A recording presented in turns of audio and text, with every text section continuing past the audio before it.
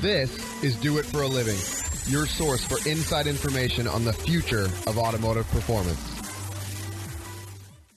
It kind of pushed me to the point where I'm like, man, what am I doing all this work for somebody else? You know, if I'm going to be working this much, this hard, might as well be doing it for myself, you know?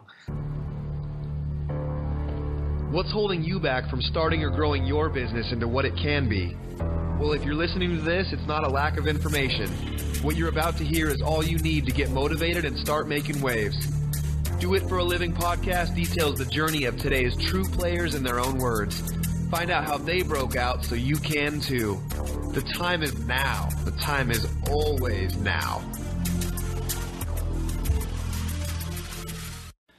Welcome back. I have another guest that's very active on our Do It for Living community on Facebook. His name is AJ Hartman. He owns AJ Hartman Racing. They are a composites company that makes a lot of aerodynamic components such as wings.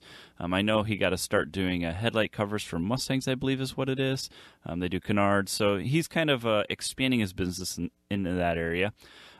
He's also kind of new, which is kind of fun to kind of get a take on somebody who's kind of getting going and really starting to grow the business from the beginning. And so, AJ, how are you doing today?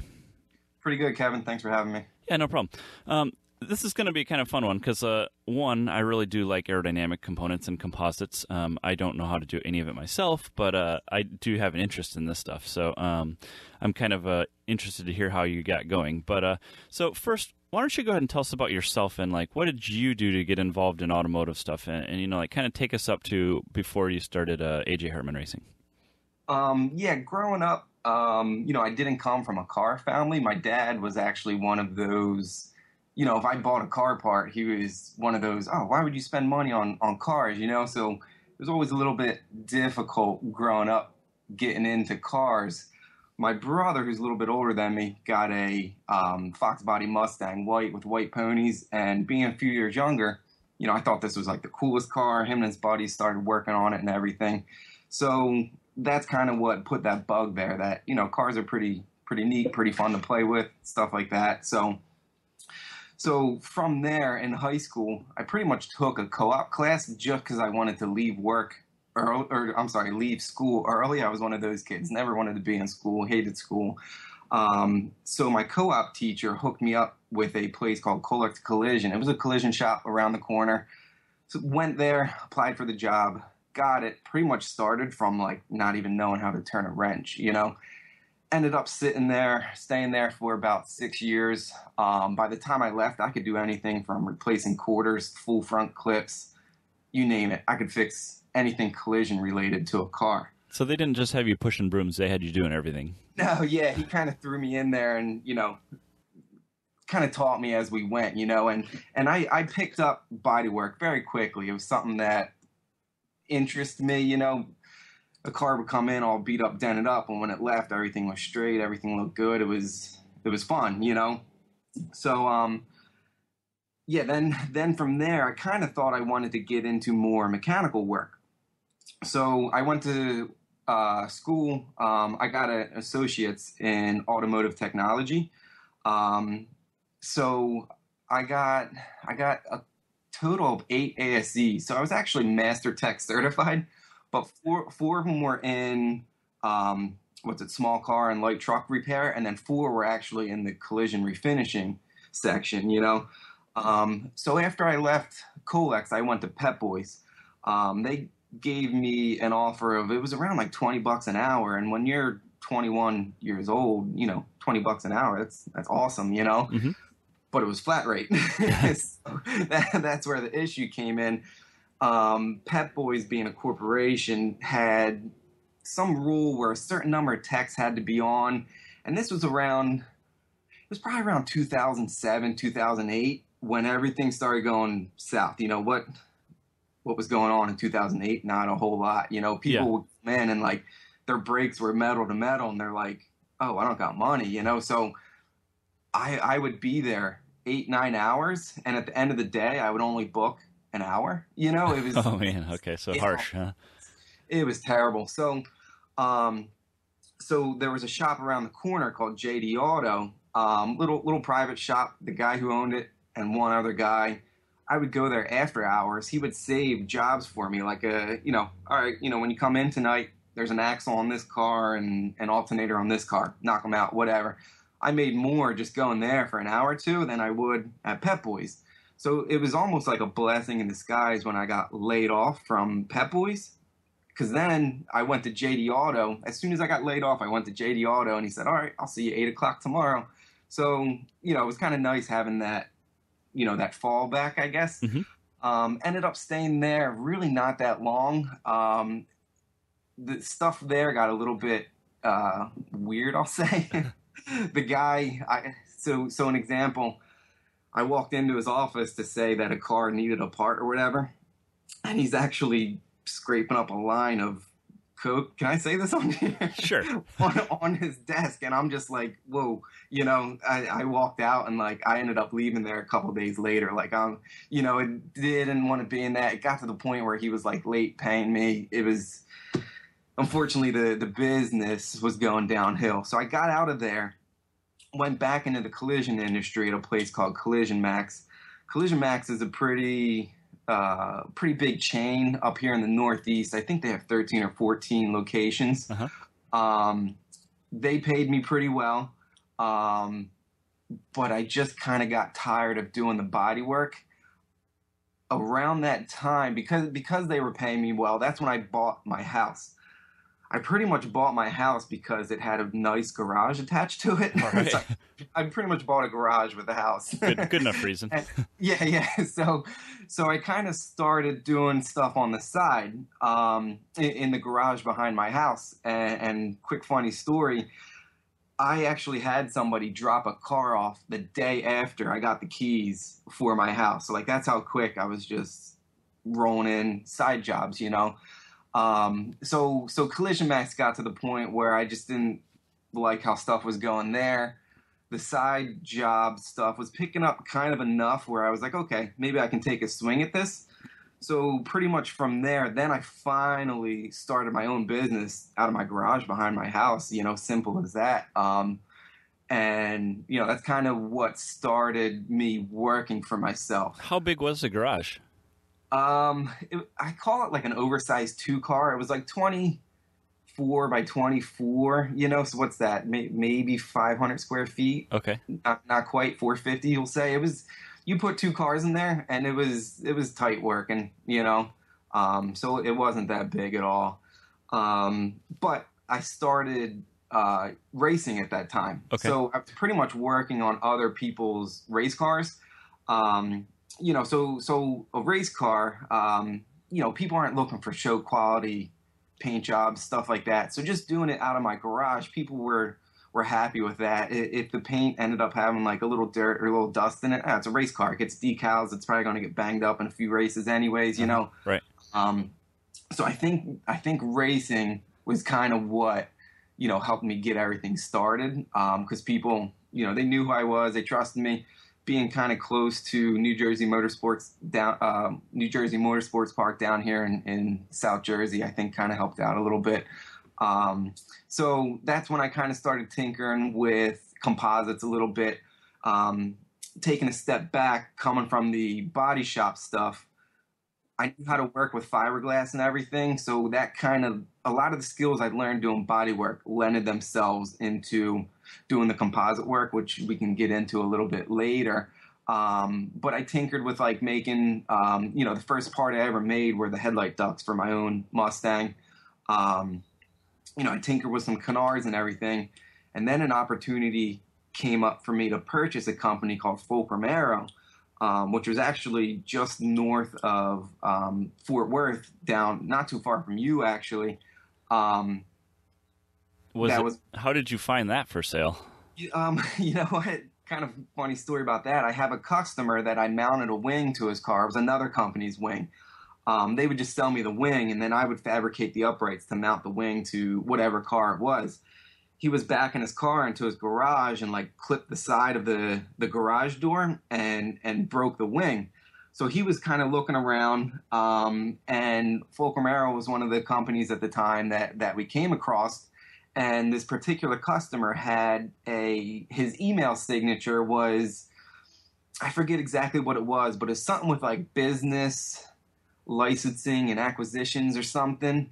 And the guy just said, hey, I saw your email signature. Would you know anybody interested in just purchasing the company? And, oh, yeah, AJ's been tinkering with composites. This is a pretty good fit, So that's kind of how the whole purchasing of Fulcrum Aero kind of came about.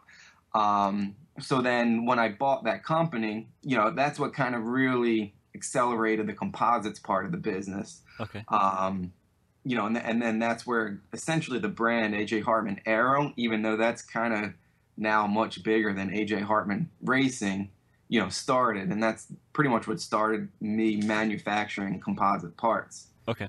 And so what exactly did you buy from Fulcrum Aero? Was it like molds or parts or? Essentially, like I bought the company for pretty much a song and a dance. It was a couple $1,000s. Uh-huh. He had it set up as a DBA. It was him and like one part-time guy. It was essentially the wing molds were the big one that I wanted. He actually put a lot of effort into coming up with the wing profile. He went to, I think it was Texas A&M or Texas Tech for mechanical engineering or aeronautical. I forget exactly which one, but he had access to some pretty nice CFD software. Mm-hmm. And it was his senior thesis statement to develop a wing that was more efficient. So essentially more downforce with less drag. Okay. And then from that research that he did, he ended up actually like, okay, these are pretty cool. Let me start making them. He actually races NASA down there in Texas as well. What's his name? Jim Delaney. Okay. I don't know him personally, but I don't know. I actually haven't heard from him in a while. I don't know if he's out of racing or anything, but this is going back 4 years. Yeah, we've been doing NASA for a long time, so I'm sure we've raced with him or against him or some form of racing with him. But yeah, he had a Firebird like mid '90s, late '90s that was kind of painted like an American flag. Okay. But yeah, so anyway, so that's what kind of accelerated the whole composites part and everything. And then, I'm sorry, what what did y'all get from him? Oh yeah, that's right. So the molds for the wing was the big one that I wanted. Obviously any raw materials that he had laying around, he didn't really have any inventory. There was like a hood vent mold. It was essentially like a few molds. The IP, part of it was, at that point, I never made a wing. Okay. So part of the deal was I went down there and we spent 2 days making a wing. Okay. And then, any kind of tools, materials, the oven, which I still use now, although I modified it a little bit. But so you had to rent a U-Haul to take all this stuff back or something? So I flew down. Went to a shop. He kind of taught me how to make a wing and stuff. And then, I rented a big U-Haul truck and then drove from Fort Worth all the way up to New Jersey, which was that was like the worst drive of my life. Awesome. At 60 miles an hour, however fast those stupid trucks can go. And the U-Haul didn't even have it had a radio and that was it. You can't even listen to anything. So, that was, but yeah, looking back at it, it was an awesome choice. Yeah, definitely got me to where I'm at now. Okay, so take us to where you got started with racing. Like, what got you involved in racing, and what were you racing? So racing kind of goes back to high school. I actually had a Fox Body Mustang. Kind of followed the footsteps of my brother. Saved up to buy a Vortec V2 supercharger for it. At this time, I was kind of like into the tinkering with cars pretty deeply. I kind of did a home-built air-to-water intercooler that I mounted up under the dash, which was pretty neat. So this thing was a stock 302 with 170,000 miles on it. I throw the supercharger on it and end up going like 1240s at 110-ish, I think, which this is 2007, I guess. So, at the time that was kind of quick, Then around that time is when I heard about New Jersey Motorsports Park as an actual road course. So I'm like, okay, this going straight thing, it's kind of fun, but I got a little bit tired of just going in a straight line. So New Jersey Motorsports Park opened in 2008, did a little research, went on their website, figured out that all you kind of needed to do was sign up with a club that, was renting the track essentially. You needed a helmet, and that was really it. So it was 2008. It may have been like early 2009. I finally came and did a DE day. My daily driver at the time was a 98 Mustang. It wasn't really set up for drag racing, so it was pretty good for it. I had springs on it and like exhaust, and that was about it. And pretty much after that first DE day, I was hooked. Going around a road course I thought it was the most awesome thing ever. Same thing happened to me. Yeah, so it's completely different than drag racing. I've been back to a drag strip maybe 2 or 3 times since then. I just kind of not for me, nothing against it. I like the road racing stuff a lot more. Okay, so you're doing NASA racing now with the CMC? Yeah, no, American Iron. So okay. So I did DEs for about a year and a half. I guess I did about a dozen of them. And one of them was I think it's called like the Shelby Mustang Club, was at New Jersey Motorsports Park.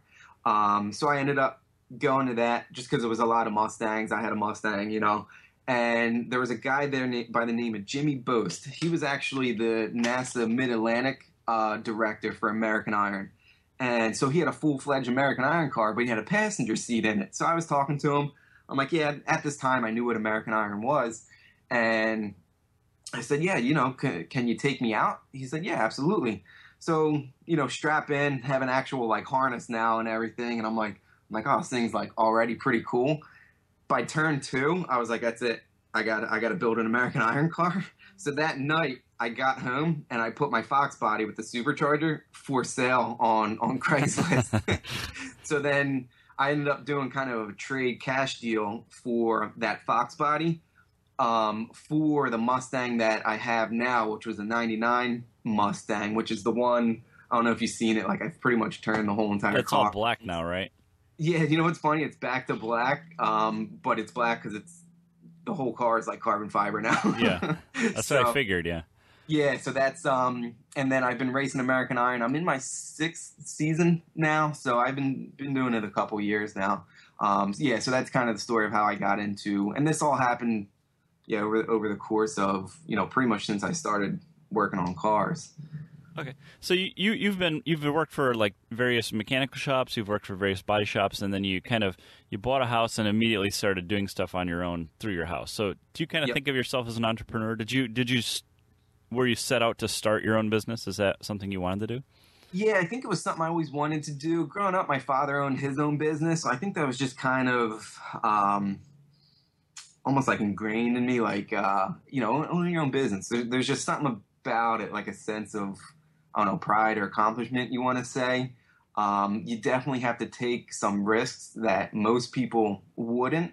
But yeah, so I think for that reason, I'd consider myself an entrepreneur, always trying to figure out something new, push the boundaries on whatever it is. So yeah.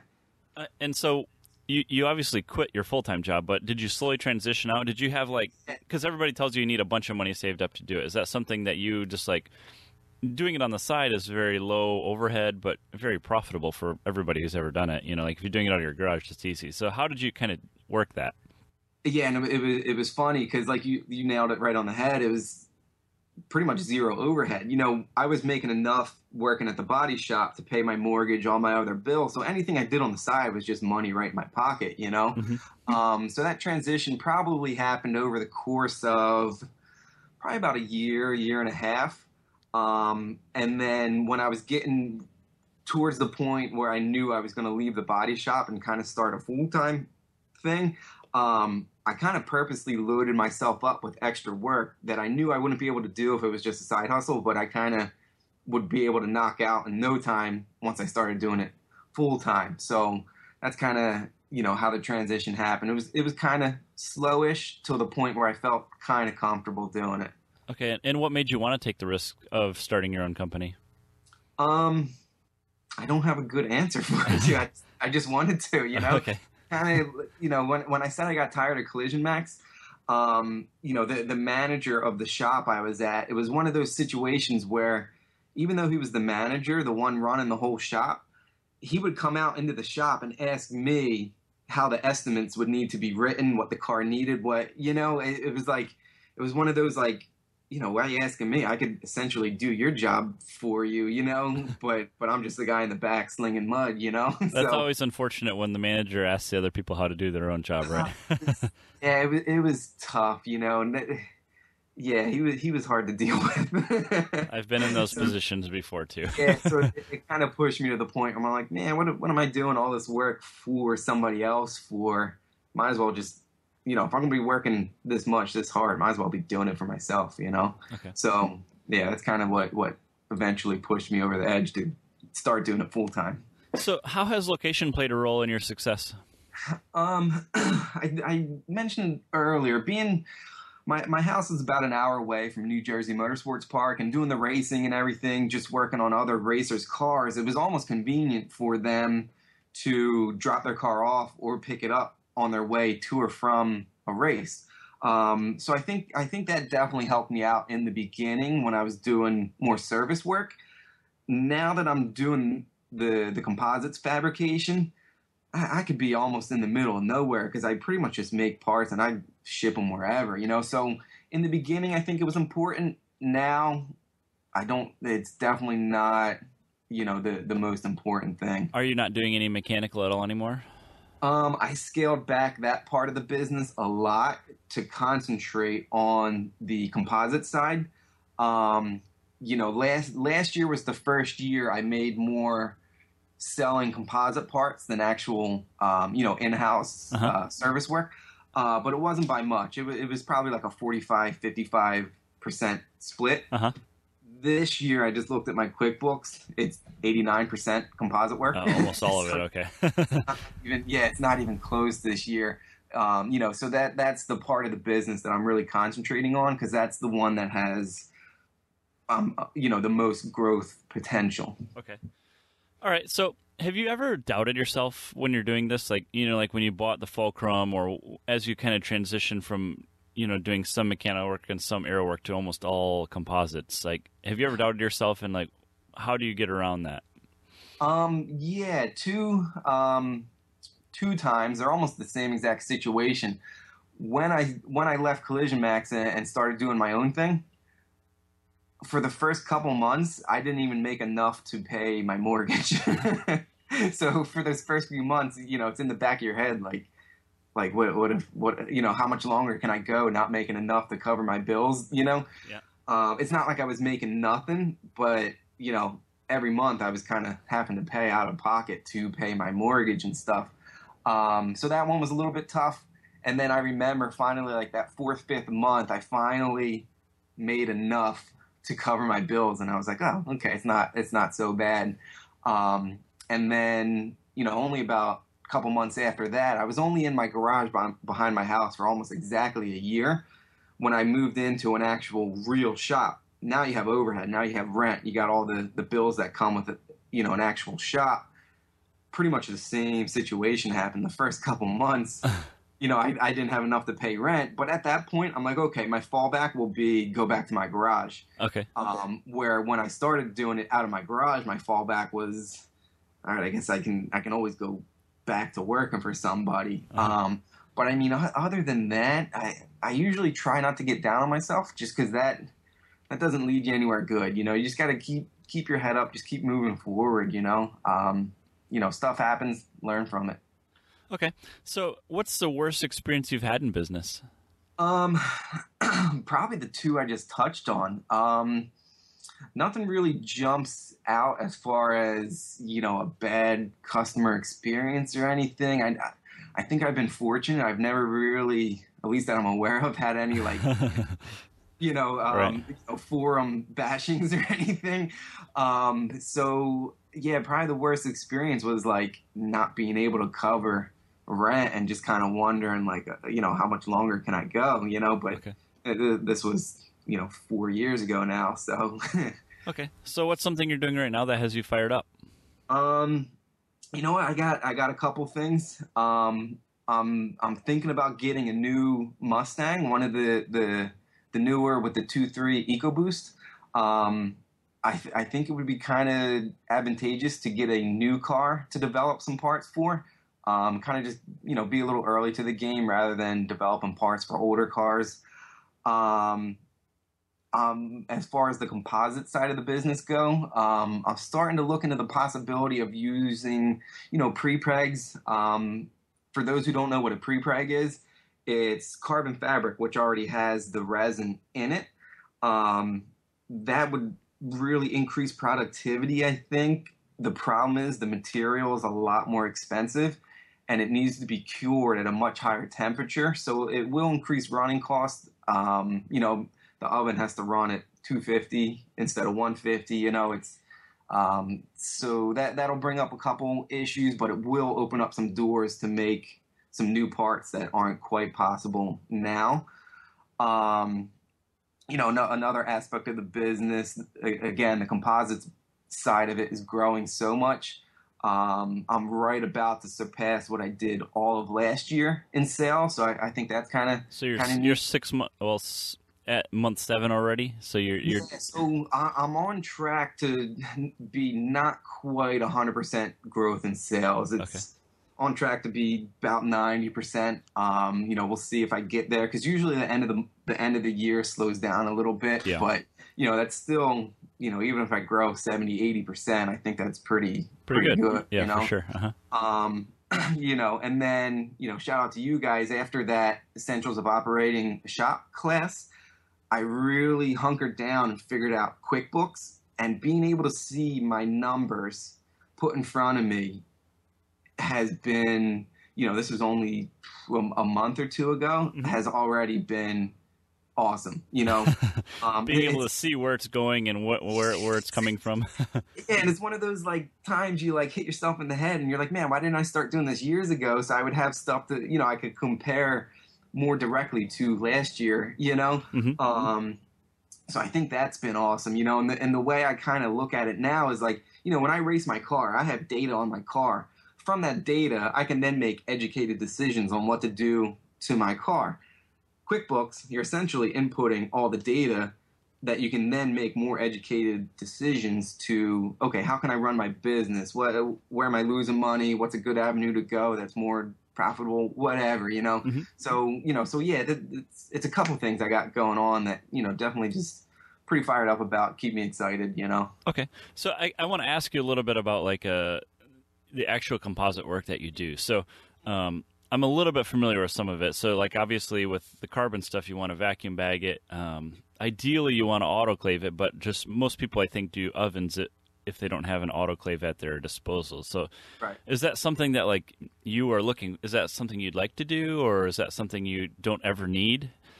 I think because we kind of pandered towards the club level racer that wants a higher quality composite part. An autoclave might give you that extra 5% at the end, that's like F1 and IMSA level stuff. So is it necessary? Absolutely not. Is it nice to have? Yeah, it might be in certain situations. The problem with an autoclave is, one, big enough to do, we do body panels.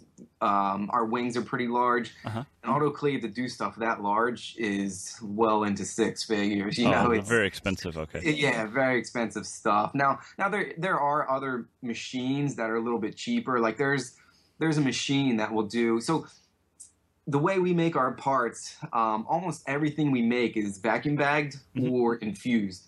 So vacuum bag, you kind of, you lay up the carbon and the resin, you suck it down, and the vacuum pressure is what kind of consolidates the layers, pulls out the excess resin.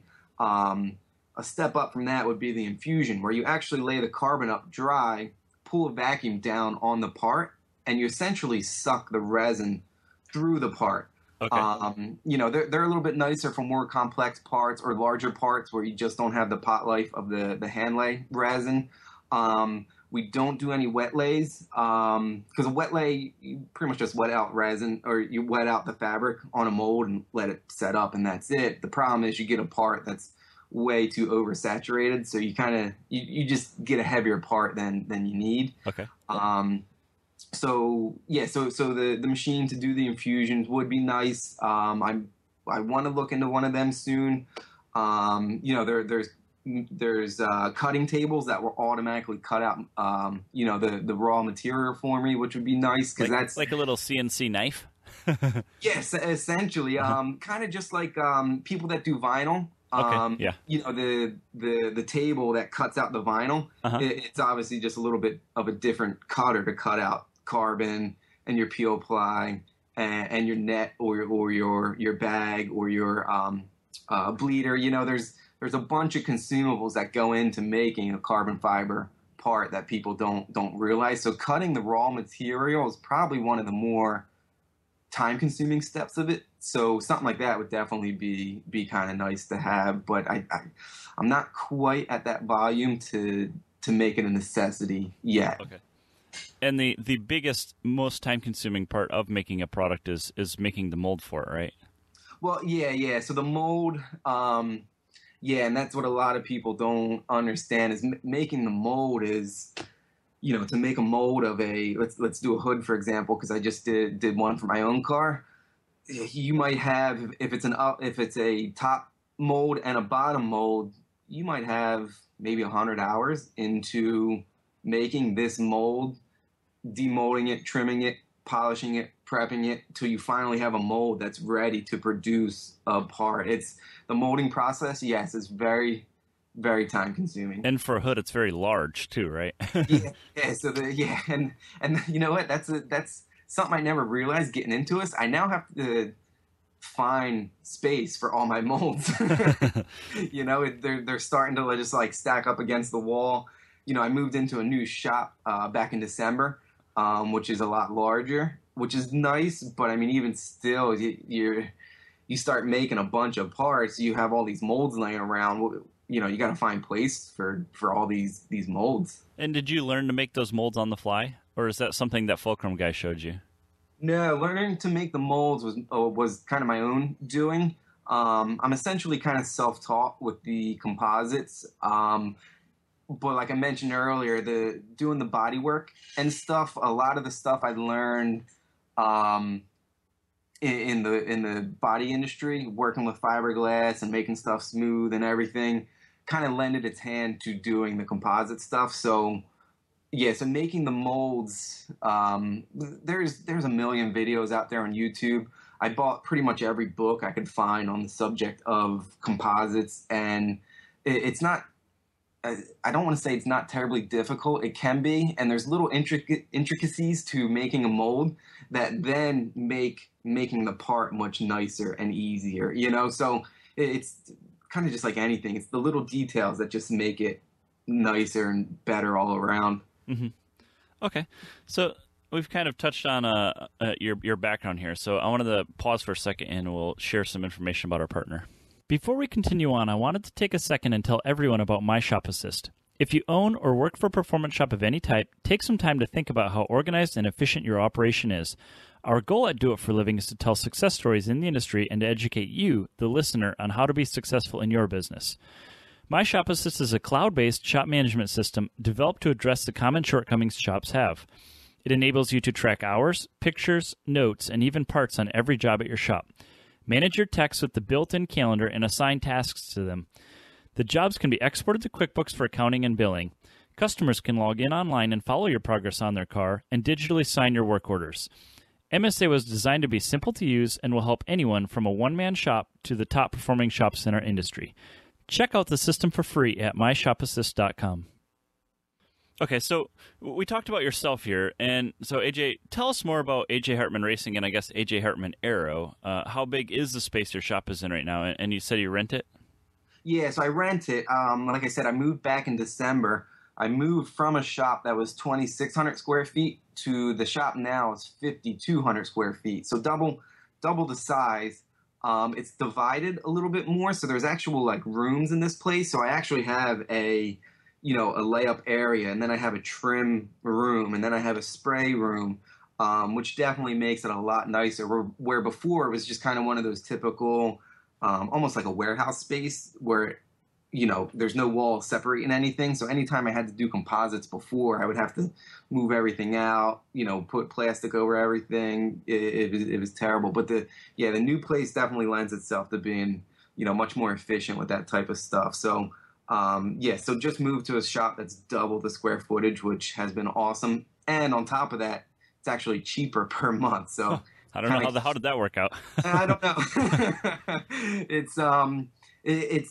It's down in Millville. It's actually right around the corner from New Jersey Motorsports Park, which is kind of nice. And this area, it's just a cheaper area. Pretty much the only downfall is my drive it's almost an hour each way, which stinks a little bit, but you can listen to Do It for Living podcasts every morning, right? Every Monday. Yep. That's my thing. Okay. How many employees do you have? I'll say I have like 2 part-time. I say it that way. I have a guy that works for me very, very part-time. He actually lives above New York City. All right. So when I was at my old shop, it was a little over 2 hours for him, and he would come down about twice a week. The new shop being further south, it's about a 3-hour drive for him to get here. He still does it, a few times a month, but I don't really blame him if he doesn't want to. But he's been with me probably almost like 2 years now. He almost pretty much learned the composites with me because he was around when I bought fulcrum, and we would kind of make a part, and if the part didn't turn out right, we would sit down and say, okay, what can we change, and just kind of throw ideas back and forth. So he was really, really good to have around and everything.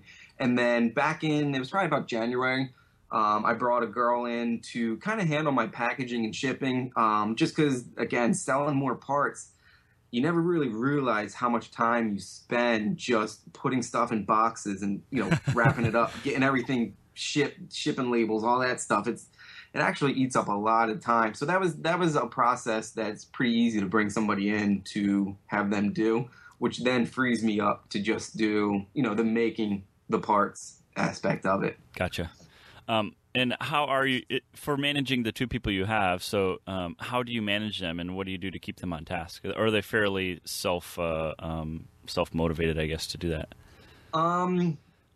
Again, Dave, the guy from kind of far away, he's pretty good. I can bring him in. He's handy. He can do the composite stuff.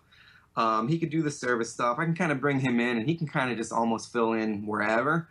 The girl that I hired doesn't quite have the skill set where I can just throw her in the shop and say, hey, can you go make some parts? We're behind on orders or whatever. So I kind of have to stay on top of her a little bit more just to keep her, focused and busy. Managing isn't my thing. It's something I'm kind of learning as I go. It's definitely not my strong suit, though. Okay. Have you ever written a formal business plan? I have not. Being as small as I am, and kind of getting started, as fluid as the business was, I would just kind of take on whatever I could. I've been tinkering with the idea because now I'm really starting to narrow my focus down to the composites. Mm-hmm. I can see the advantages of possibly doing it, but I have not done it yet. Okay. And so you already touched on it a little bit. You said you're like close to 90% manufacturing now as far as like the aero stuff goes. But do you do any like engineering work for people? Are you selling other people's parts to go with your wings? What other stuff do you do for your revenue? I do have, accounts with Turn 14 and some of the other big ones, pretty much just for like the in-house stuff. I don't really have many sources of revenue since I, scaled back. The service bit is about the other 10%, Mm-hmm. I do very little part sales. So they're kind of my few, revenue streams. Okay. Do you do any advertising or marketing for this? I guess you can call it that. My own car obviously is, an advertisement for what we do. I'm kind of almost like shameless with posting stuff on Facebook groups sometimes. But with the way Facebook is now, with having to pay, and I haven't paid for any advertising yet. Because apparently once you pay for it, they know you're willing to pay for it and will actually show your stuff to less people. I don't know how true that is or not. And then, the racing world, as small as it is, word of mouth, I think, is probably the number one way, my name gets out there. Yeah, and are you using dealers at all? So, like, are you trying to reach to the end consumer for it? I do have a company right in Philly called VAC Motorsports. They're really big in the BMW world. They carry all of my BMW parts. The guys down at Vorschlag, who I know you know very well, they've moved several of my parts. I think as I get more into the manufacturing, that's the angle I would like to go. So that way I don't have to deal with every individual customer. But right now, as small as I am, pretty much I deal with the end consumer. Okay. And what's the most successful method you use to promote your business? Is it your car? You know what? I don't really know how, to track the metrics to measure that. So honestly, I don't know. That would be kind of a good idea to know what is and isn't working.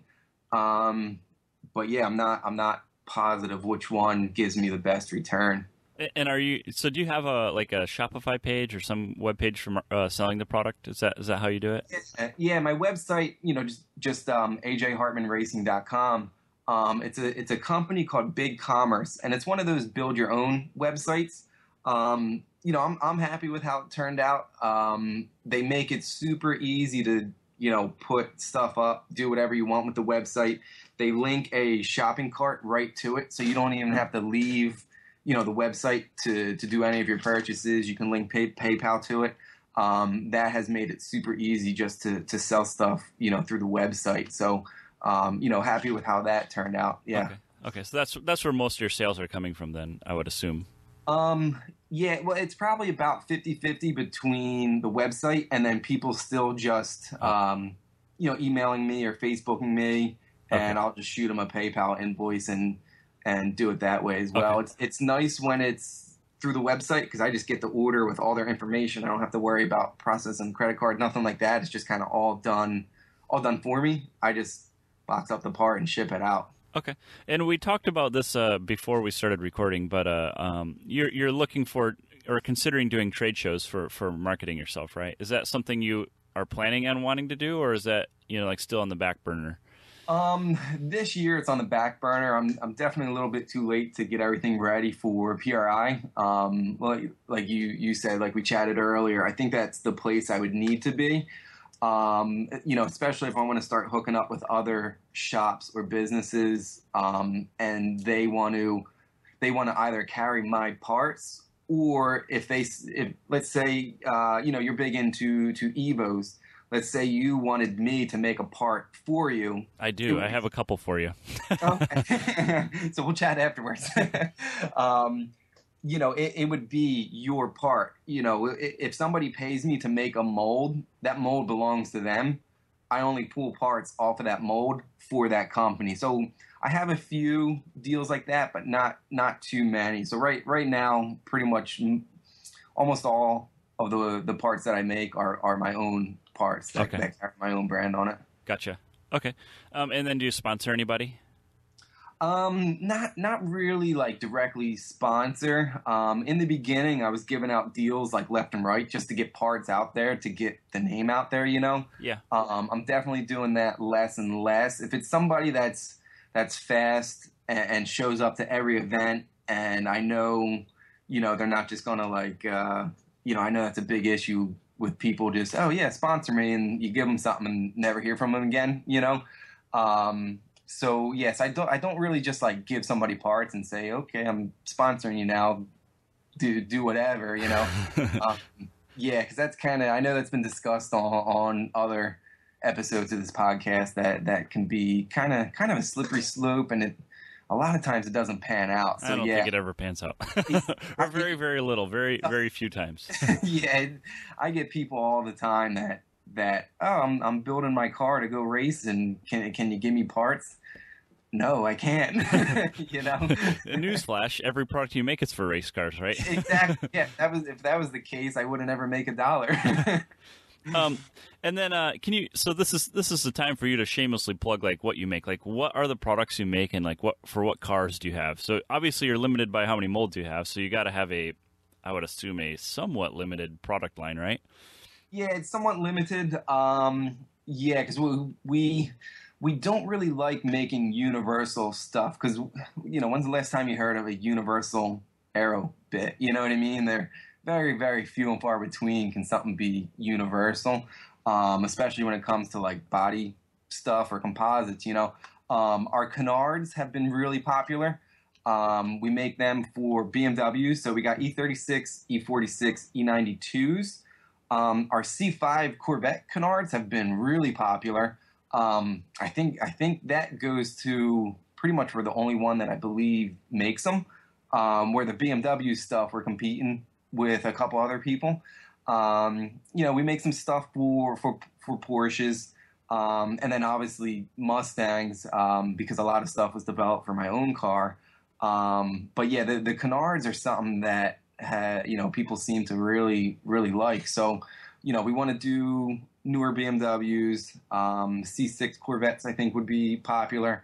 But that's kind of what's cool about composites is there's always something new to make and develop. And it's a very, very, there is hardly anybody doing that for really any car. Right. I know there's a couple companies that might make, universal canards, which are like this little triangle piece you put on the bumper. That how much can that little tiny thing really do? So that's why we make vehicle specific components. So the curvature matches up to the bumper and sits nice, and it's big enough to make an actual difference. So we kind of try and focus on bringing a higher performing, a higher quality part to the club level racer. And how do you pick the products to make? Are people approaching you, or is it something you find from racing your car that, like, hey, maybe this would work better, or I can do something different? Yeah, that's always the tricky one. A lot of what I make now is because when I was getting up and going, I just needed to kind of make stuff to offer, A lot of our parts, like we make a hood for the C5 Corvette that has a built-in hood scoop for layback radiators.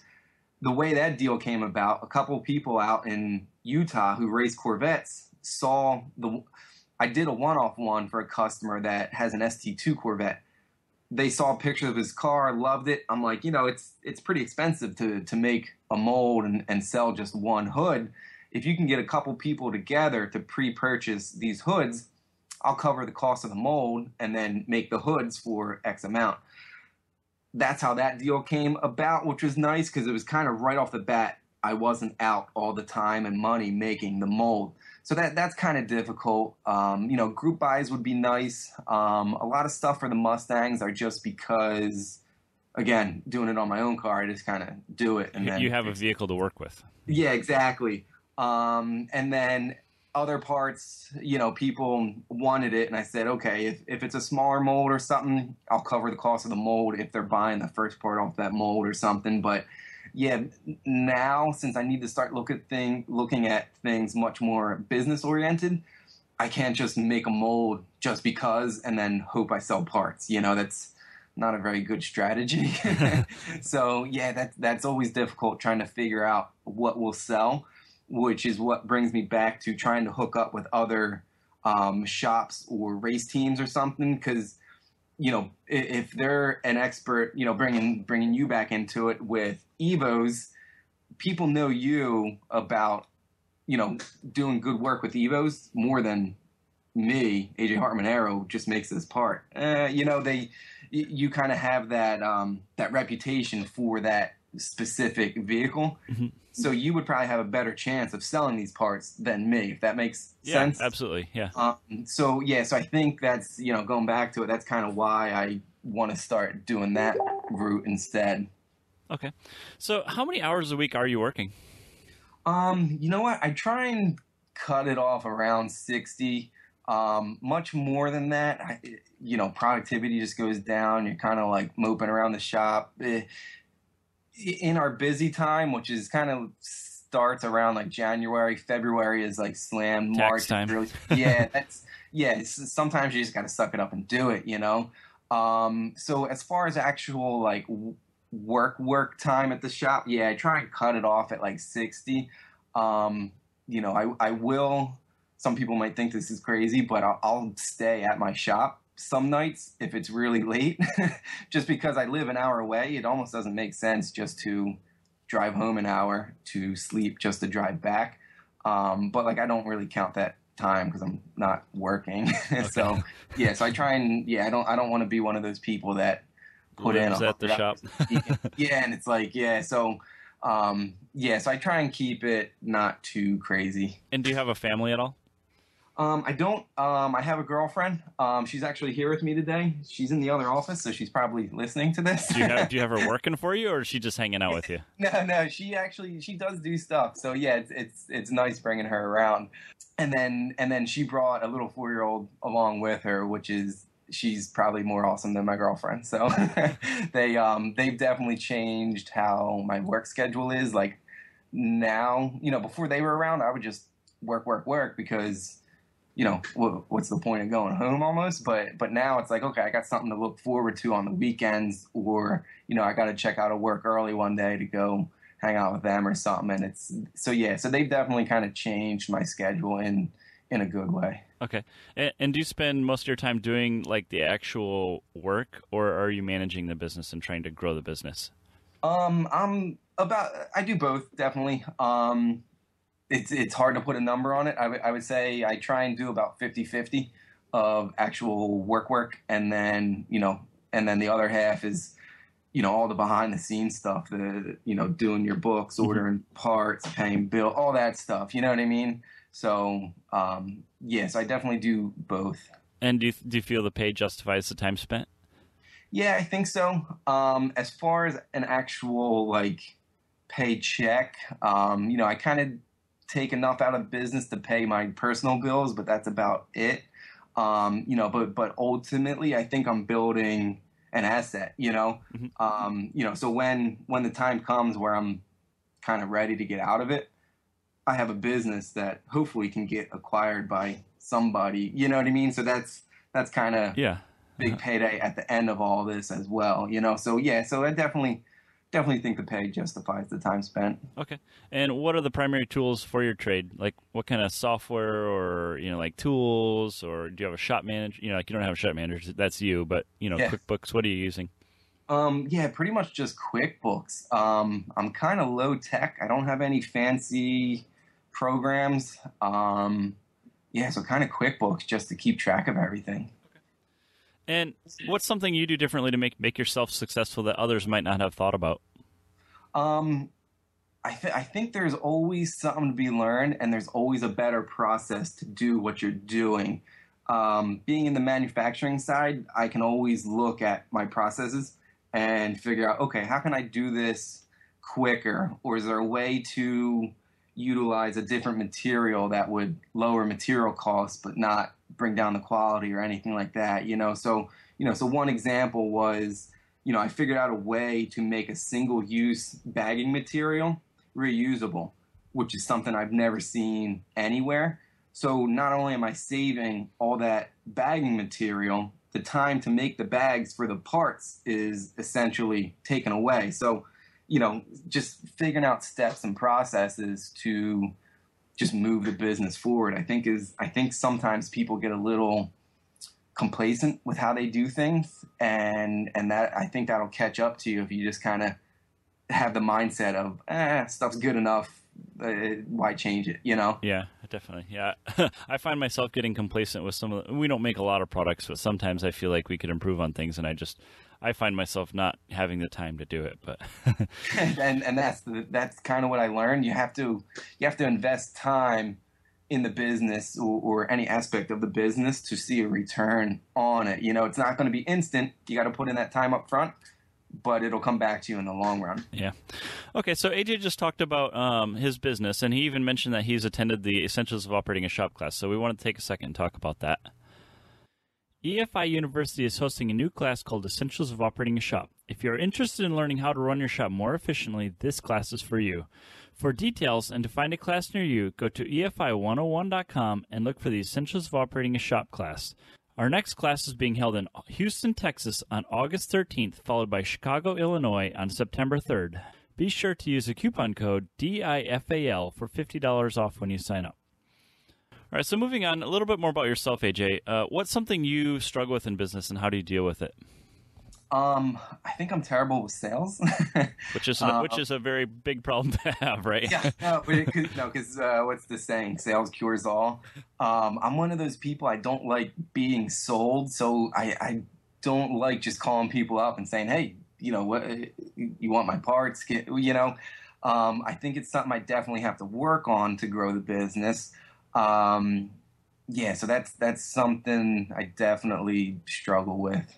So then it may be advantageous for you to work on the dealer network, so that way you don't have to do the end consumer sales, right? Yeah, I still have to sell to them, though. So there's still a sales aspect to it, but yeah, it's not trying to sell to every single person. So I try and put as much information and everything on my website as possible, so the parts almost sell themselves, if that makes sense. Yeah, absolutely. I mean, me as a business, pretty much everybody I buy through, nobody's selling me stuff. I'm buying from them because I know exactly what I need, and I know they have it, or I know. Right, and I think in this industry, that's how a lot of people are. They know what they want, and they go and get it. Yep. Okay, so do you have a 1-year plan for your business and yourself? 1-year plan, I guess, keep growing the composite side of the business. I don't think I'll ever get rid of the service side, but I'm definitely scaling it back. But yeah, not having a business plan or anything, my 1-year plan is kind of simple. I didn't put too much detail into it. It's kind of about all I have for a 1-year plan. Okay, and what about for 5 years? So 5 year, hopefully the business keeps growing like it does, because ultimately, I'd like to get my own building, and really set it up to efficiently produce parts. Right now the shop isn't bad, but it could be laid out in a way that makes the manufacturing process of the parts much easier, so it would be nice to have my own building that I own, that I don't mind putting the money into to do that. And it's another asset for when you want to get out that you can unload and... Exactly, right? Yep. Okay. So we like to take action at Do It For a Living. Can you suggest an action item our listeners can take away to improve their situation? Yeah, I'd like to tell people, never squander an opportunity to learn something. It doesn't matter what it is. Learn a new process, a new technique. I learned how to more, properly use QuickBooks. Just never stop learning, because you never know when what you pick up will be used later. Gotcha. Okay, so we're going to move on to the quick answer questions here. These are just say whatever comes to your mind. So, okay. Tell us a game-changing product that you've seen in the last year. There's this stuff called SnapCure resins.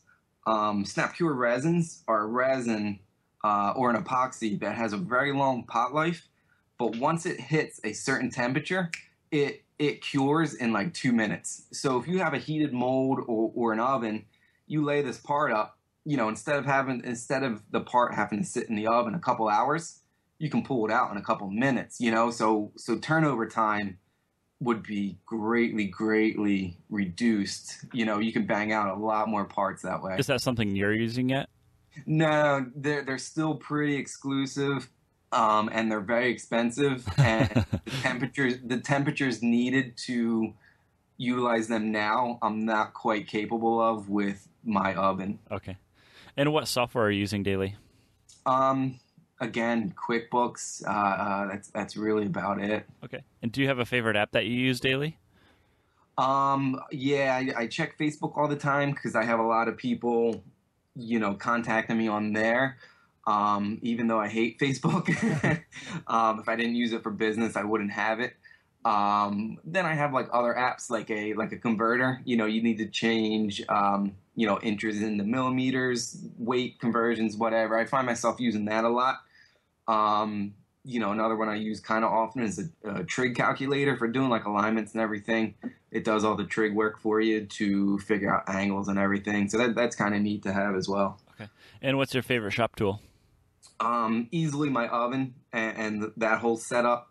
Without my oven, I'd pretty much be dead in the water. And this is not a like oven you buy at like Sears, right? This is like a legitimate. Yeah. So when I say oven, it's essentially like a big box. It's about 8 feet tall, 10 feet wide by about 3 feet deep. All insulated and heating elements and everything. I run it at like 150. So it's not like an oven that gets up to like 450 degrees. It's essentially more of like a hot box to cure composites. Yep. Okay. And then, let's see. What kind of car do you drive now? So my daily driver is a 2014 F-150. It's got the EcoBoost in it. And pretty much that truck is what spawned the idea of stuffing an EcoBoost into my Mustang, which I race in American Iron. Okay. And then to end this thing here, what do you think the future of automotive performance is going to be? I just want to say efficiency. It doesn't really matter which way, just the act of getting more from less. Obviously getting more horsepower with less fuel.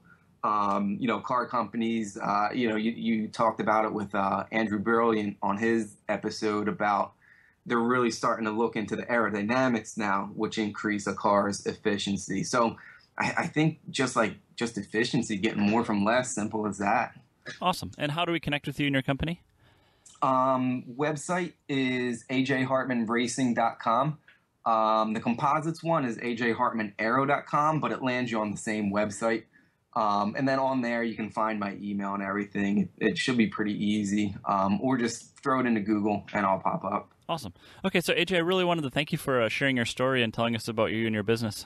Yeah, you're welcome. Thanks for having me. Thanks for listening to Do It for a Living. You can find out more about this guest, this show, and even details about what we just talked about at our website, doitforaliving.net. Check out the Facebook page at facebook.com/doitforaliving and tell us who you want to hear from. And most importantly, subscribe to the podcast. Click subscribe. Do it now. Seriously. I'll wait while you grab your